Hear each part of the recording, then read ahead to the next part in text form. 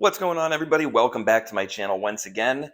So today we're going to be taking a look at the Enjoywood CEL-E10 laser engraver. So let's go ahead. We're going to get this opened up, unboxed, set up, and let's see how this performs.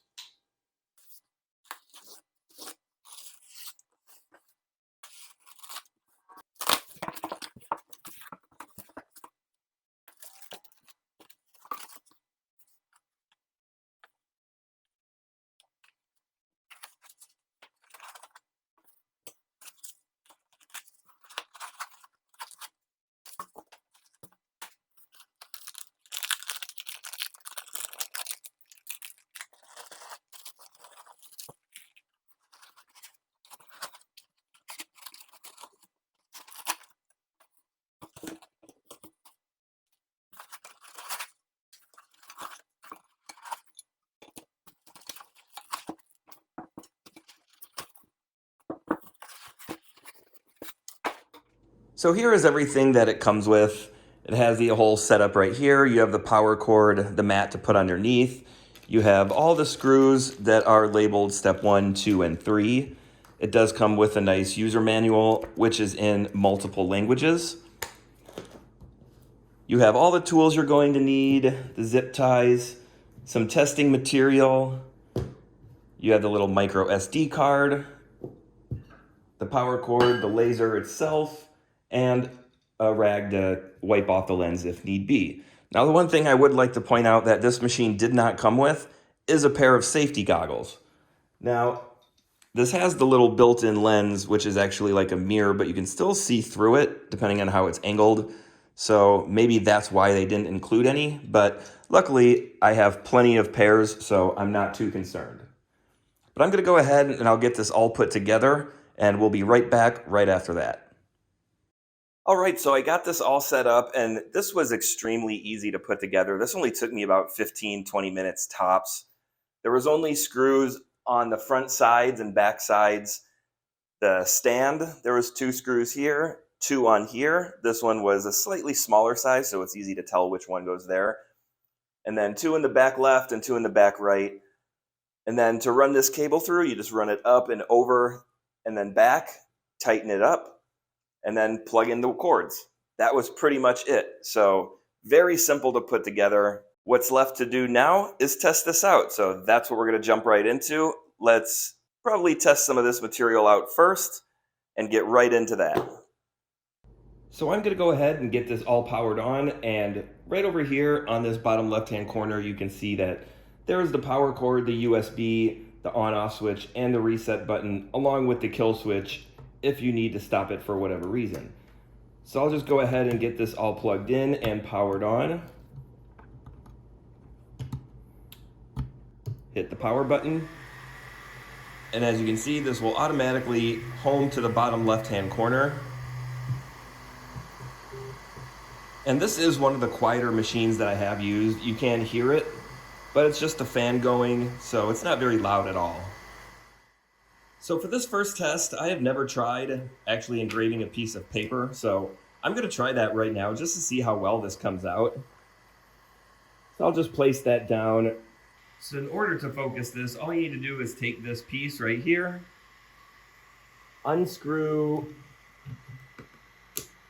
the laser itself, place the piece under until it sets on top, tighten it up, and then just remove it.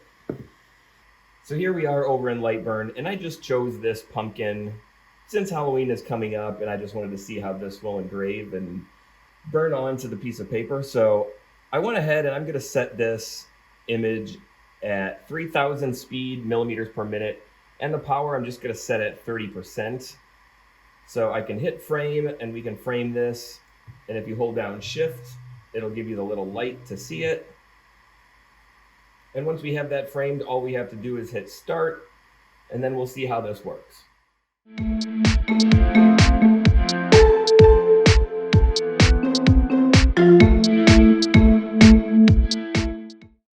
So that pumpkin has finished, and that did not take long at all, about maybe a minute and a half, 2 minutes.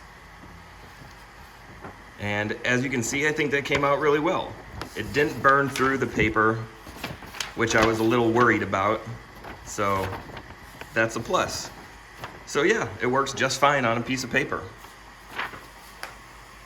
So let's go ahead and let's do something a little bit more thicker. Let's do a piece of wood. So let's try that out right now. And now I'm gonna go back inside of Lightburn and I'm gonna try a different image. Now I'm not gonna show you all the steps and what I do and how to actually use Lightburn, since there's a billion other videos out there that show how to use it. So I'm just gonna go ahead, I'm gonna get this set up and we're gonna try a test on this piece of wood. So here is the image that I will be cutting, and as you can see, I'm doing this at 4,000 millimeters per second at 50% power. So let's give this a try and let's see how this works.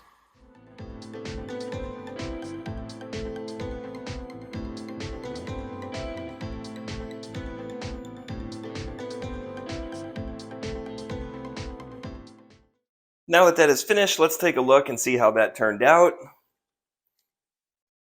And I think that turned out super cool. It's not too dark and it's not engraved too deep, but the picture quality looks fantastic. So I'm super happy with how that image actually turned out on the wood. So let's go ahead, let's run some more tests. Let's try maybe doing a thicker piece of wood and see how well this will actually cut through something. So let's go ahead and get that set up and let's try that out. Okay, so for this next test, we're going to be trying this piece of wood, and this is a little over 12 millimeters. So we'll get this all set up and we'll see how well this cuts it at different speeds. I will try 100 millimeters per second, 200 and 300 millimeters per second, and I will set them all at 100% power. So let's go ahead, let's get that set up and let's see how that cuts through. Okay, so I'll get this all framed up. And that looks pretty good on where I want it.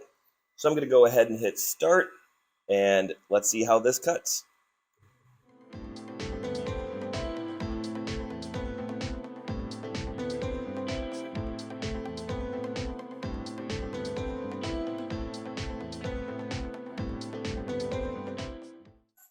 All right, so that has finished. Let's take a look. And neither one of those went through all the way. I'm going to go ahead and actually run the same test, and I'll run it along the side just so you can see how far down it actually goes. I did add one more box at the end, which will be 2 passes at 100% power, and let's see if that cuts it through. So let's just go ahead and hit start and let's see what happens.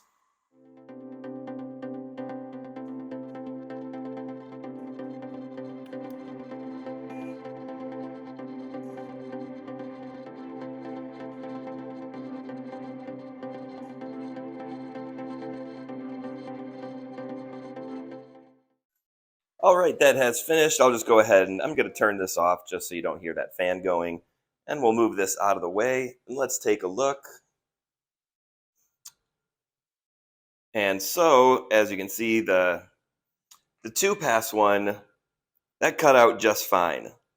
As far as the 100, that almost made it. The 200 millimeters and the 300 millimeters per second barely got even halfway. So yeah, definitely you would probably need 2 passes. I would say probably at 150 millimeters per minute with 2 passes should cut it just fine, but 2 passes at 100, that definitely cut it out. So I would say if you were running this, probably 10 millimeters would probably be the thickest you can go with 1 pass at 100% power in order to cut this through just fine. I probably could slow that down to 50, but I'm not even going to try. That 100 is slow enough. So yeah, there you go. So I'll go ahead and I'll run a piece of acrylic. And this is approximately 2.6 millimeters. So we're going to see how well this cuts through it. And we'll try an engraving too on another one just to see how well this cuts through. So I'll kind of do a similar test and I'll run it off the edge. And we'll run it around similar speeds, but let's see what happens.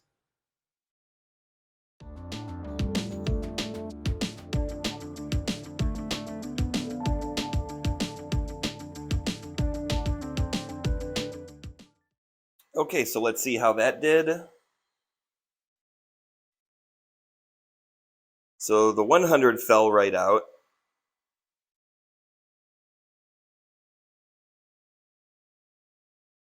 The 300, that's still in there pretty good, and the 500 is still in there pretty good. So at 100, that cut that right out without a problem, not one bit. So let's try another engraving. As you can see, I ran this at 3,000 millimeters per minute at 40% power. So we'll try doing something a little bit bigger just so hopefully you can see it. So let's try that.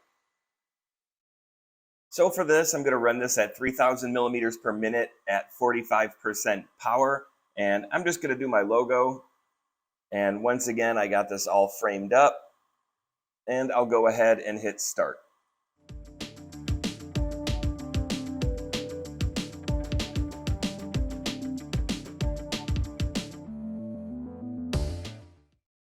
So now that that has finished, let's take a look at that and see how that turned out. And I think that turned out great. It's not in there too deep, but it's in there enough. And I didn't want it to be too deep. And I think that's a perfect depth and speed and power. So yeah, I'm quite happy with that. So I'll run a few more tests. I do have this box that I made on my CNC. So we're going to engrave the lid on this one. And we're going to do something like that. And we'll also try and we'll do a piece of white tile and we'll see how that engraves too. But let's go ahead and let's get these done and then we'll come right back.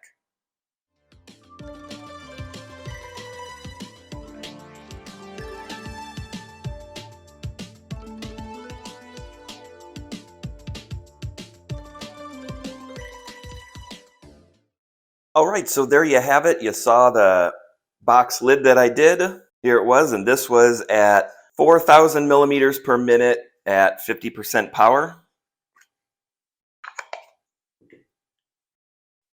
Here was the tile that I did. Technically, it's supposed to be upside down like that.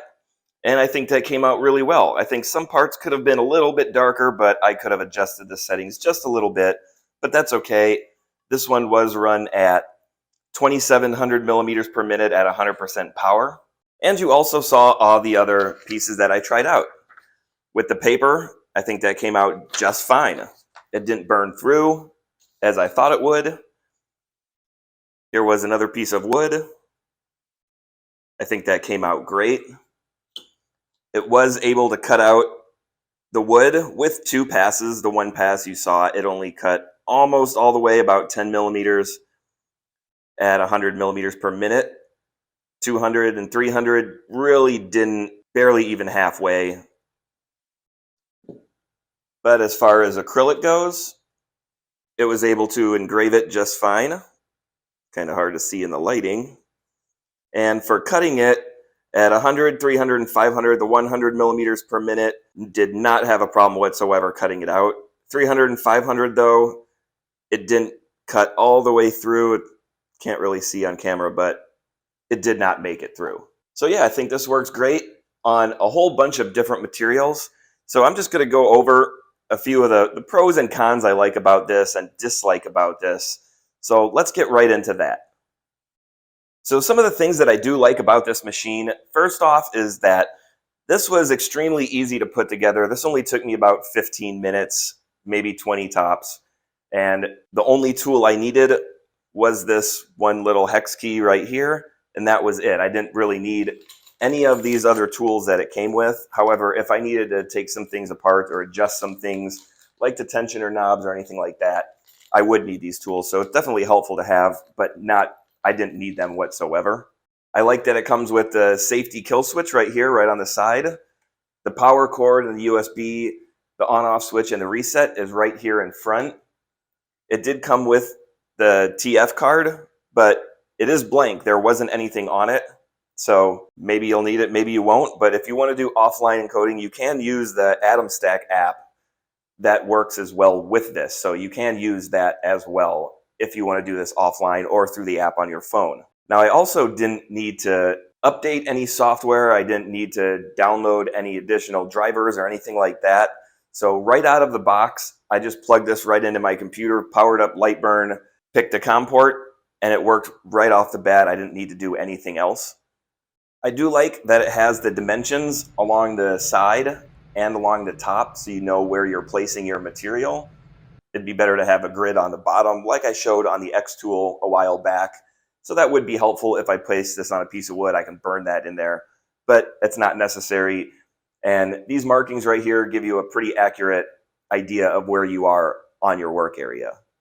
I do like that this is very easy to focus this lens. All you have to do is unscrew this nut, lift it up, lower it, tighten it back up, and you're all set. It did come with the mat underneath to make sure that you don't burn your table or anything like that while you're engraving or cutting. I also like that this is very quiet when I'm using it. There is some noise from the fan, but that's about it. I mean, overall, I think out of all the machines that I've tested, this is probably the quietest one that I have used. Usually if I'm watching TV or something like that, I'll hear this going, and it can get a little bit annoying if you're doing this inside. But this one, I can hear it, but it's not real loud at all. So definitely a bonus on having this a little bit quieter than the ones that I usually use. So a few things I dislike about this machine, or that I just think could be better, are, first of all, the user manual is nice, and it does give you descriptions on how to put this all together and what you need to do. However, it doesn't give you any settings for different materials that you would like to engrave or test. And even looking on their website, it doesn't really offer any additional information on whether you're cutting wood or acrylic or anything like that. So you really don't know. It's kind of more trial and error to find out your best way to cut or to engrave. And now, luckily, I already had a base idea of what dimensions and what settings I would need to use in order to cut different things based off of different lasers that I've already reviewed and tried out. So to me, it's not the biggest deal, but if this is your first one and you're looking for, oh, what settings do I need in order to engrave wood or to cut this, you're really not going to know unless you try it out. So to me, that's not a deal breaker, not a big deal, but it would be nice if that was actually included somewhere, either in the manual or on their website. So secondly, this also doesn't come with any way to hook up an air assist to it. There's no port or anything on the sides or on the back or anywhere to run a hose. If you wanted to run an air assist to this, you can't. Maybe it's because this is the 10-watt model and it just doesn't have that option, or they feel it's not necessary. But I mean, you can see the charring that happened while I was cutting this. It's not significant, so maybe that's why, but it is still there. So again, not a deal breaker, but it would be nice if there was a way to actually add air assist to this. Another thing I didn't like was that this was the focus lens to place underneath, and I added focus onto this because when I first opened it, I just thought this was part of the testing material that came with the acrylic and the wood pieces, so I wasn't really sure what this was until I went through the manual, and in the manual, it actually shows that this is black. And obviously this is not black, this is clear. So that kind of threw me off a little bit, but eventually I figured it out and I was like, okay, well, that's what that's for. So I just wrote focus on there just to remind myself down the road that this is what you need in order to focus this laser. And now this is a fixed focus laser, so you don't have to adjust any knobs, so that's nice, but you do need to set the height correctly. So I think those are really the only few issues I found with this machine at all. Overall, I think it is great. It works very smoothly. It's fast, it's quiet, and it's able to engrave a whole bunch of different material very, very easily, as you saw. So at a price point of, I think it's just under $600, I think this is a really good deal for something like this. It is not the best one I've used. It's also not the worst one I've used. But I think for a price point of that, of $600, yeah, you can't go wrong. I think that's a great deal. Well, that's it for today, everyone. If you're looking to pick up one of these machines, I will put a link down in the description on where you can pick this up. And if you like this video, give it a thumbs up. Hit that subscribe button down below. Ring the bell, get notified of all the videos that come out. And as always, thanks for watching, and I will see you in the next one.